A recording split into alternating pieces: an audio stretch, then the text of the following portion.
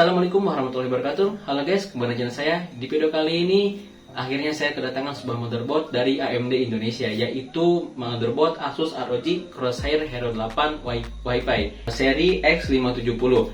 Untuk motherboard ini menggunakan soket AM4 dan diperuntukkan untuk kalian para gamer, karena di tulisannya sudah tertulis gaming motherboard.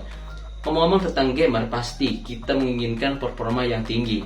Nah, dengan performa yang tinggi, maka kita memerlukan RAM, GPU, dan juga CPU yang tinggi. Nah, kita berfokus kepada CPU. CPU yang digunakan untuk motherboard ini sudah mendukung seri tertingginya dari Ryzen 9. Dan juga untuk overclockingnya ini kalian bisa gunakan untuk overclocking, karena ada beberapa fitur yang mendukung kalian untuk overclocking. Dan juga motherboard ini sudah siap kita siksa menggunakan gaming berat yang ada di pasaran.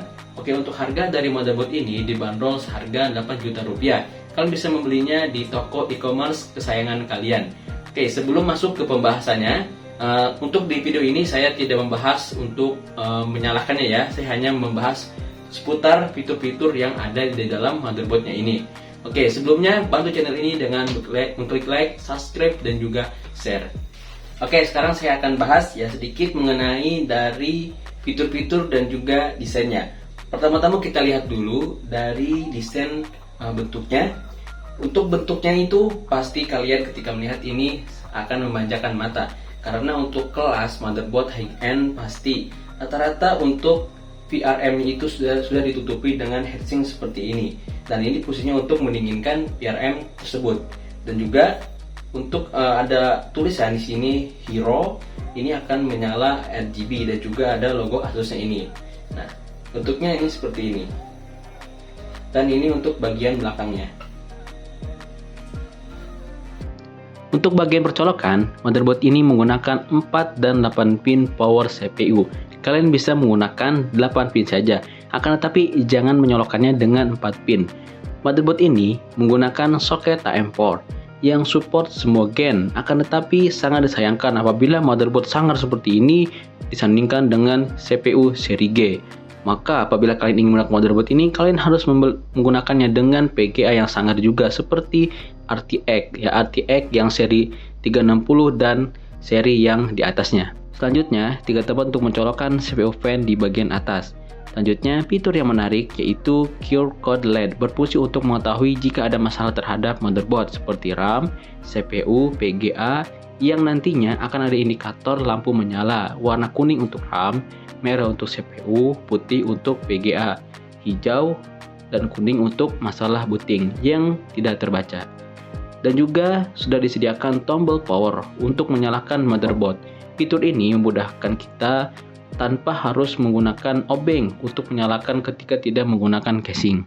Selanjutnya ada RGB LED connector, dan di bawahnya ada addressable Gen 2 LED connector. Fungsi keduanya sama, yaitu untuk menyingkronkan LED RGB pada fan RAM dan PGA yang nantinya kalian gunakan. Selanjutnya ada tombol reset, 24 pin konektor, USB 3.2 Gen 2 konektor dengan kecepatan up to 10 GB per second. Selanjutnya, tombol save boot dan retry button. Kedua tombol ini berfungsi ketika dilakukannya overclocking, yang berfungsi untuk menjaga pengaturan aman pada BIOS dan memulai kembali pengaturan overclocking sampai mendapatkan hasil yang diinginkan. Selanjutnya ada slow mode, fungsinya sama, yaitu untuk overclocking yang berfungsi untuk mengurangi frekuensi dan menyetabilkan serta melacak data hasil overclocking. Dan yang terakhir selanjutnya disediakan 2 slot M.2 yang support ukuran 2242, 2260, dan 2280. Oke guys, itu dia tadi review motherboard Asus ROG Crosshair 8 Hero Wi-Fi.